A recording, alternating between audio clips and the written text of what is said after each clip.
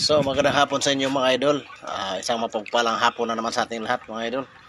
Ito, dahil kung natatandaan nyo mga idol sa mga nakaraang video natin, mayroon tayong kamuting kahoy na kinuha. Doon, binunot natin. Nagsaing kami nung nakaraan. Ngayon naman ang natitira mga idol, ay gawin natin itong minatamis. Ganito mga idol. Babalatan natin. Tapos hiwain natin maliliit. Kasi salang. Ano ito ng gata natin mga idol, sa sukal mga idol, matamis mga idol.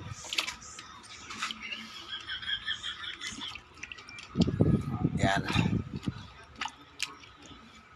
salang natin, babad natin sa tubig para hindi mangitim. Tapos natin ito ibabad, laga natin ito mamaya. Kailangan lang ito ng gata. Okay mga idol, baka mo mga idol, kakain tayo mamaya minatamis sa kamuting kahoy.